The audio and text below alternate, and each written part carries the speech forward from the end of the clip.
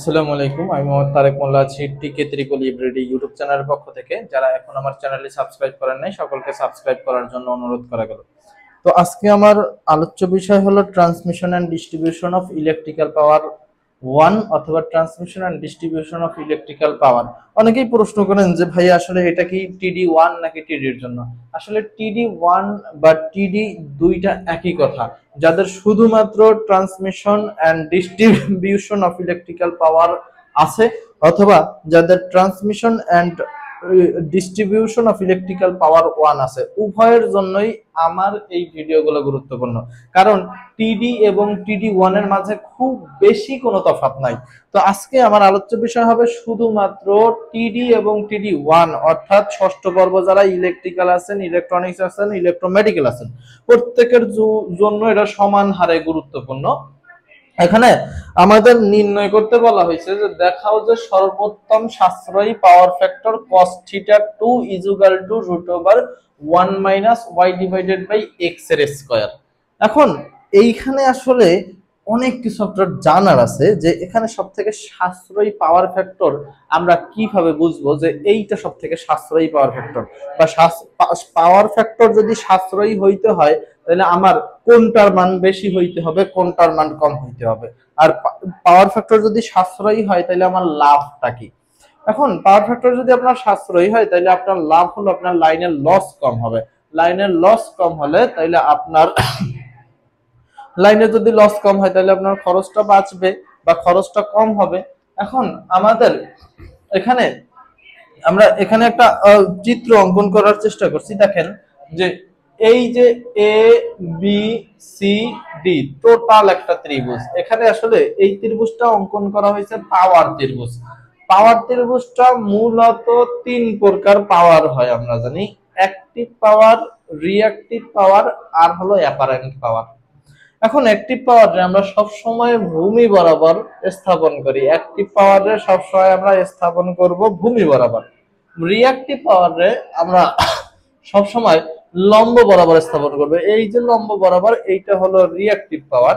আর apparent power বা আপাত পাওয়ারকে আমরা সব সময় এই অতিভুজ বরাবর স্থাপন করব। অর্থাৎ ভূমি বরাবর যেটা থাকবে ওইটার একক থাকবে ওয়াট, তারপরে লম্ব বরাবর বা রিঅ্যাক্টিভ পাওয়ার যেটা থাকবে সেটার একক থাকবে ভিএআর, আর আপাত পাওয়ার যেটা অতিভুজ বরাবর থাকবে সেটার একক হলো ভিএ। এখন আমরা এখানে প্রত্যেকটা পাওয়ারে কিলোতে নিয়ে করব, অর্থাৎ যেটা ওয়াট সেটা হবে কিলোওয়াট, যেটা ভিএআর সেটা হবে কেভিএআর, আর যেটা ভিএ সেটা হবে কেভিএ। অর্থাৎ প্রত্যেকটার সাথে আমরা কিলো দিয়ে নিলাম। তাহলে আমরা মনে রাখবো যে অ্যাক্টিভ পাওয়ার অর্থাৎ কিলোওয়াটের মান থাকবে ভূমি বরাবর, লম্ব বরাবর থাকবে রিঅ্যাক্টিভ পাওয়ার অর্থাৎ কেভিএআর এর মান, আর অতিভুজ বরাবর থাকবে সবসময় অ্যাপারেন্ট পাওয়ার বা আপাত পাওয়ার, যেটার একক থাকবে কেভিএ। এখন দেখেন আমরা কি করলাম, এই যে এ বি ডি এখানে তিনটা, যখন আমরা এ বি ডি এই ত্রিভুজটা যখন চিন্তা করব তাহলে আমার এখানে মনে করতে হবে যে এখানে আমার তিনটা মূলত পাওয়ার আছে। এ থেকে বি পর্যন্ত এই যে পি কিলোওয়াট ধরা হয়েছে সেইটা হলো অ্যাক্টিভ পাওয়ার। আবার বি থেকে ডি পর্যন্ত যেটা ধরা হয়েছে অর্থাৎ কেভিএআর 1 ধরা হয়েছে, এইটা হলো রিঅ্যাক্টিভ পাওয়ার। আবার এ থেকে ডি পর্যন্ত এইটা হলো অ্যাপারেন্ট পাওয়ার। তিনটা পাওয়ার আমার ধরা হয়েছে এখানে। এখন আমরা যদি কখনো রিঅ্যাক্টিভ পাওয়ারের মান কমাইতে পারি, রিঅ্যাক্টিভ পাওয়ারের মান এই যে এই থেকে এই পর্যন্ত টোটালটা কিন্তু রিঅ্যাক্টিভ পাওয়ার। এই রিঅ্যাক্টিভ পাওয়ারের মান যদি আমরা কমাইতে পারি, অর্থাৎ এখান থেকে মানটা এই এ বি ডি এইটার মান যদি আমরা কমাইয়া উপরের দিকে আনতে পারি, অর্থাৎ কমাইতে পারলে, তাইলে আমার এখানে সাশ্রয় হবে, সাশ্রয় অর্থাৎ লাভ হবে। কিন্তু এখানে একটা কাহিনী আছে যে এইটা যদি আমার কমাইতে হয়, এখান থেকে যদি এইখানে কমাইয়া আনতে হয়, তাহলে আমার এখানে ক্যাপাসিটর ব্যাংক বা কন্ডেন্সার ইউজ করতে হয়। এই যে ক্যাপাসিটর ব্যাংক বা কন্ডেন্সার যে ইউজ করব, এইখানে আমার একটা খরচ আছে। তাহলে আমরা এখানে হিসাব করব যে সর্বোত্তম সাশ্রয়ী power factor cos θ2 √1 - y / x এর হোল স্কয়ার। এইটা আমরা প্রমাণ করে দেখাবো। এখন আমার কথা হলো যে আমি যখন kVAR এর মানটা এখান থেকে কমাইয়া এখানে নিয়ে আসব, তখন আমার এখান থেকে এখানে কমাইতে আমার একটা খরচ আছে, খরচ। তাহলে আমরা কি করব, এখান থেকে কমাইয়া মনে করলাম ডি থেকে কমাইয়া সি বিন্দুতে আনলাম। তাহলে ডি থেকে কমাইয়া সি বিন্দুতে আনলে আমার একটা খরচ হবে। এখন দেখেন, যখন এই বিন্দুতে মোট কথা এই kVAR এর মান যখন আমরা ডি থেকে সি বিন্দুতে নিয়ে আসব, তখন kVA এর মানটাও কিন্তু চেঞ্জ হবে। আগে তাইলে অতিভুজ আমরা এই বরাবর আঁকতে পারতাম, এখন অতিভুজ কিন্তু আঁকতে হবে এই বরাবর। ক্লিয়ার? এখন প্রাথমিক অবস্থায় এখানে যে কোণ উৎপাদন করছিল সেটাকে আমরা ধরলাম θ1, আর পরবর্তীতে নতুন আমরা এই kVAR কমানোর পরে সি বিন্দুতে যখন আনা হয়েছে, তখন এই এ থেকে সি বিন্দু পর্যন্ত রেখা টানলে যে অতিভুজটা আসবে সেটাকে আমরা kVA2 ধরলাম। এখন আমাদের এইখানে মূলত আমরা কি করলাম, এই kVAR1 টারে বা kVAR রে কমাইলাম, আর kVA2 ও কিন্তু এখানে কমছে। তাহলে এখানে আমরা দুইটা জিনিস কি করলাম দেখেন, এখানে যখন আমরা kVAR-টা কমাবো, kVAR কমাইলে আমার এখানে একটা, এখান থেকে এখানে আনতে একটা খরচ আছে।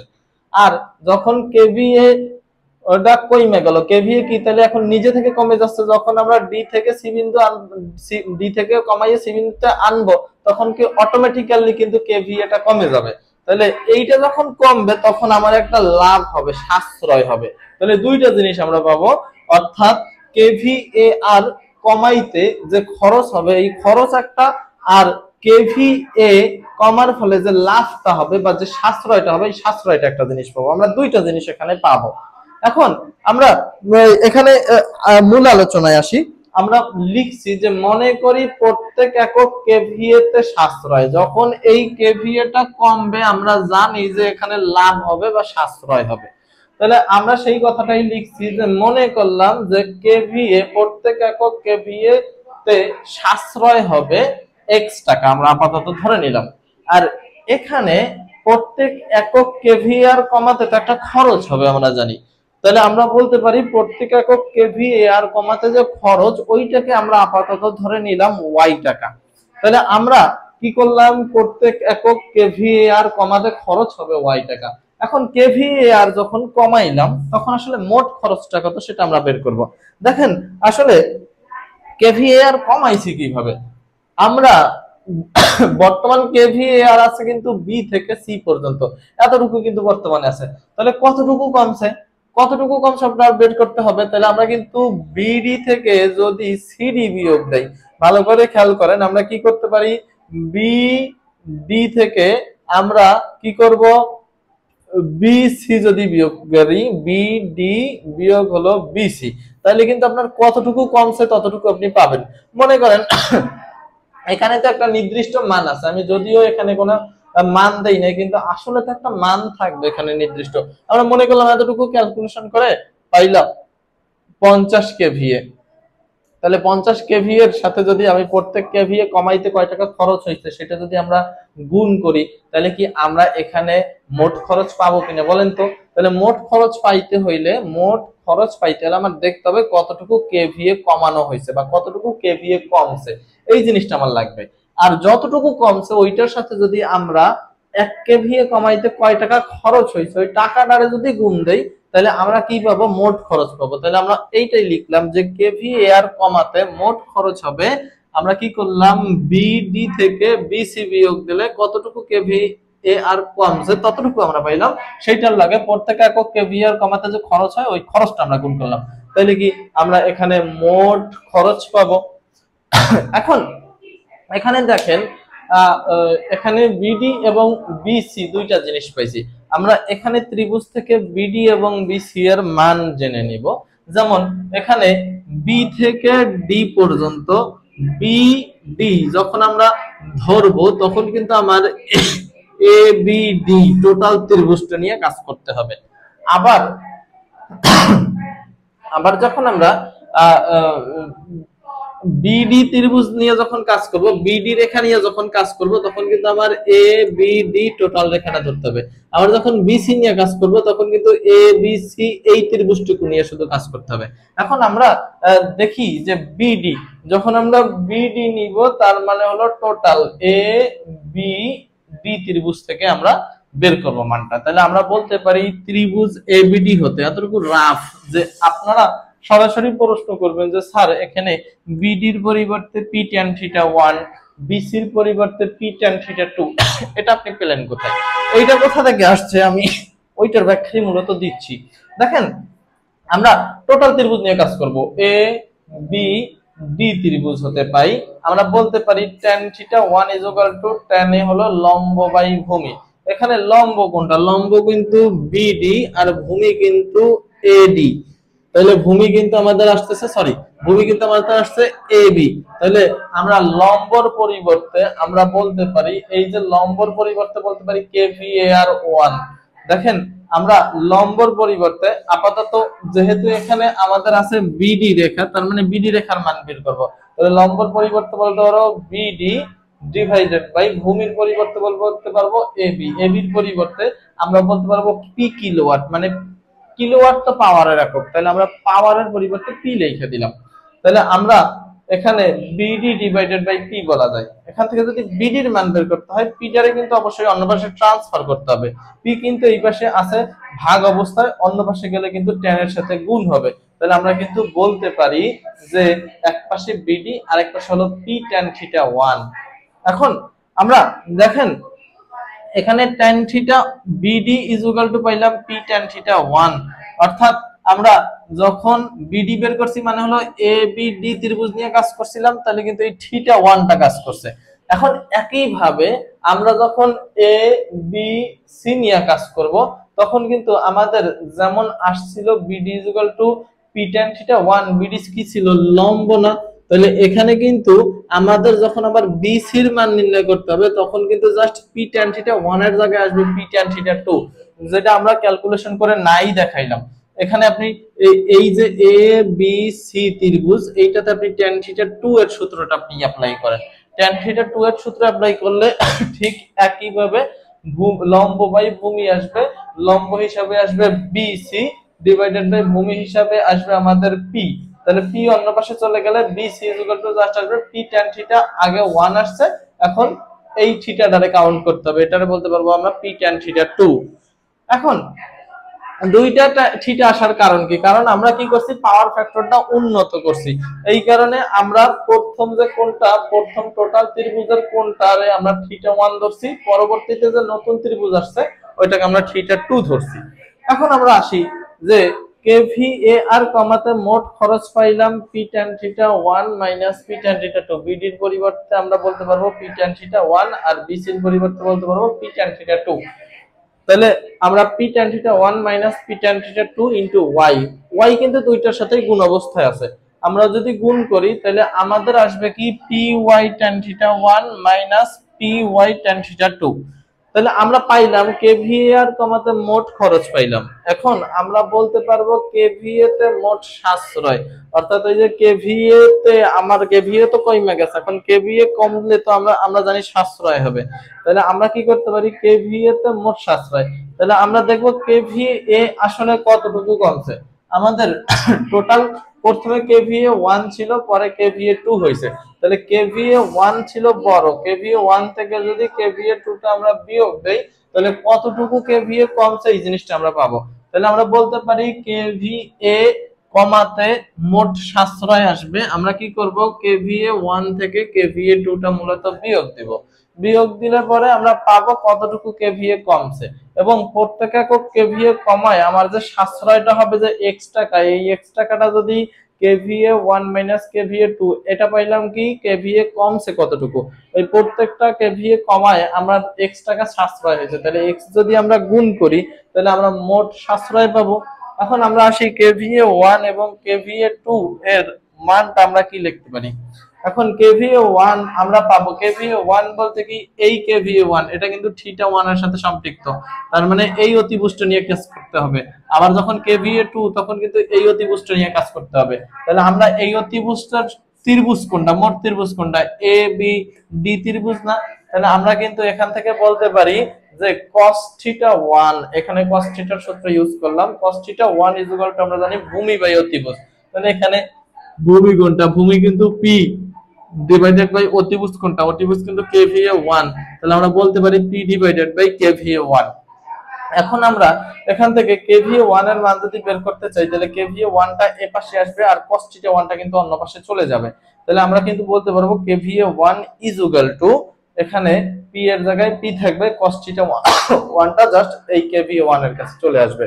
তাহলে আমরা p এর স্থানে p লিখলাম আর p টার একটু আলাদা ভাবে লিখলাম, p এর জায়গায় p লিখলাম আর cos থিটা 1 যেহেতু নিচে আছে ওরে যদি আমরা ভাঙায় লিখতে যাই তাহলে 1 বাই cos থিটা 1 আসবে।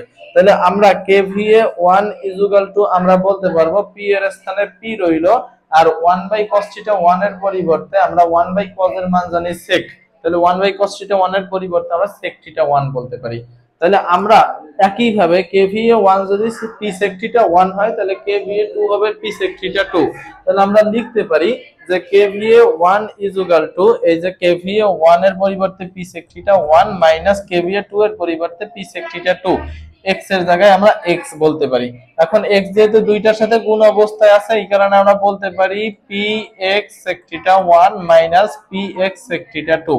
এখন আমরা মোট লাভ যদি বের করতে হয় যে এখন লাভ হইলো কত, আমার এখানে কি একটা সাশ্রয় হয়েছে, এখানে কি একটা খরচ হয়েছে, এখন আমি কত সাশ্রয় করতে পারছি, কত খরচ হয়েছে, সাশ্রয় থেকে যদি আমরা খরচটাকে বাদ দেই তাহলে আমরা কি লাভ পাবো না? তাহলে লাভ পাইতে হইলে আমার কি করতে হবে, মোট লাভ পাইতে হইলে আমরা কি করব, মোট সাশ্রয় থেকে বিয়োগ দেব মোট খরচ। এখন দেখেন মোট সাশ্রয় আমরা পাচ্ছি কত, মোট সাশ্রয় কিন্তু পাচ্ছি px sec theta 1 minus px sec theta 2, px sec theta 1 minus px sec theta 2, তারপরে মাইনাস এর মাইনাস, মোট খরচ আমরা পাইলাম কত, py tan theta 1 minus py tan theta 2, py tan theta 1 minus py tan theta 2। তাহলে আমরা এখানে বলতে পারি px sec theta 1 minus px sec theta 2, এই মাইনাস দ্বারা ভিতরের প্রত্যেকটা সাইন কিন্তু প্রভাবিত হবে, অর্থাৎ মাইনাস দ্বারা প্রভাবিত হয়ে ভিতরে যদি কোথাও প্লাস থাকে ওইটা মাইনাস হয়ে যাবে, মাইনাস থাকলে প্লাস হয়ে যাবে, অর্থাৎ py tan theta 1 আছে প্লাসে ওইটা হয়ে যাবে মাইনাস, আবার এই মাইনাস মানে যে হয়ে যাবে প্লাস py tan theta 2। এখন আমরা সর্বোত্তম সাশ্রয়ী পাওয়ার ফ্যাক্টর পাওয়ার একটা শর্ত আছে, সর্বোত্তম সাশ্রয়ী পাওয়ার ফ্যাক্টর পাওয়ার শর্ত হলো আমরা যদি থিটা 2 এর সাপেক্ষে মোট লাভের ডিফারেন্সিয়েশন করি। থিটা 2 কোনটা দেখেন, আসলে প্রথমে কিন্তু থিটা 1 ছিল, তারপরে যখন আমরা এখানে kVA 8 টা কমাইয়া c বিন্দুতে নিয়ে আসলাম তখনই কিন্তু থিটা 2 এর উৎপত্তি হয়েছে। তার মানে এখানে কিন্তু থিটা 2 টা পরিবর্তন হয়েছে, থিটা 1 কিন্তু কনস্ট্যান্ট ছিল, এখন পরবর্তীতে কি হয়েছে, থিটা 2 টা পরিবর্তন হয়েছে। এখন এই পরিবর্তন যেটা হবে সেটার সাপেক্ষে আমরা মূলত ডিফারেন্সিয়েশন করি। তাহলে আমরা কি করব, যেহেতু এখানে থিটা 2 টা পরিবর্তন হয়েছে তাহলে আমরা কি করব, মোট লাভ রে থিটা 2 এর সাপেক্ষে ডিফারেন্সিয়েশন করব। এখন আমরা কি করলাম, d by d theta 2 into মোট লাভ পাইলাম px sec theta 1 minus px sec theta 2 minus py tan theta 1 plus py tan theta 2 is equal to 0। মোট লাভের জায়গায় আমরা মোট লাভের মানটা বসাইলাম। এখন d by d theta 2 এইটা কি মূলত d by d theta 2, ভালো করে খেয়াল করি, d by d theta 2 এটা কিন্তু মূলত প্রত্যেকটার সাথে ডিফারেন্সিয়েশন অবস্থায় আছে। তাহলে d by d theta 2 আমরা প্রত্যেকটার সাথে আলাদা আলাদা গুণ করে দেই, যেমন d by d theta 2 p sec theta 1 minus d by d theta 2 px sec theta 2 minus d by d theta 2 py tan theta 1 d by d theta 2 p by tan theta 2 is equal to 0। Just আমরা d by d theta 2 এই প্রত্যেকটা ভেরিয়েবলের সাথে আমরা দিয়ে দিলাম। এখন আমরা আসি ডিফারেন্সিয়েশনের সূত্র, যে এই যে ডিফারেন্সিয়েশন করলাম ডিফারেন্সিয়েশনের কিছু সূত্র আছে, যেমন d by dxc is equal to 0। আপনাদের যাদের ডিফারেন্সিয়েশন মনে নাই তাদের জন্য আমি আবার মনে করে দিচ্ছি যে আপনি সব সময় আমাদের এই d এর সাথে যে থাকবে, যেমন d by d থিটা 2, এই d এর সাথে কি আছে, থিটা 2 না, তার মানে ওই থিটা 2 এর সাপেক্ষে আমরা ডিফারেন্সিয়েশনটা করি। তাহলে আমরা যদি মনে করি যে d by ডিএল আছে, তার মানে কিন্তু এল এর সাপেক্ষে ডিফারেন্সিয়েশন করতেছি। যদি থাকে ডি বাই ডিপি, তার মানে কিন্তু আমরা পি এর সাপেক্ষে মূলত ডিফারেন্সিয়েশনটা করতেছি। বুঝছি ব্যাপারটা? তার মানে ডি এর সাথে যে থাকবে তার সাপেক্ষে আমরা ডিফারেন্সিয়েশন করব। এখন দেখেন আমাদের কিছু ডিফারেন্সিয়েশনের রুলস দেখি, যেমন ডি বাই ডিএক্স, মানে এখানে কিন্তু এক্স এর সাপেক্ষে করতেছি ডিফারেন্সিয়েশনটা। এখন আছে D by DX into C, মানে কি আমরা এক্স এর সাপেক্ষে করতেছি কিন্তু ভিতরে এক্স এর কোনো গুণিও নাই, তার মানে ভিতরে আছে কি সি, এক্স এর সাথে সির কোনো সম্পর্ক আছে, অর্থাৎ আমরা যার সাথে ডিফারেন্সিয়েশন করতেছি ওই রাশির সাথে যদি যেখানে ডিফারেন্সিয়েশন যাদের যেই রাশির ডিফারেন্সিয়েশন করতেছি ওই রাশির সাথে যদি আমাদের না মিলে, অর্থাৎ এক্স এর সাপেক্ষে করতেছি ভিতরে যদি কোনো এক্স না থাকে, তাহলে ওইটার মান সবসময় হবে শূন্য।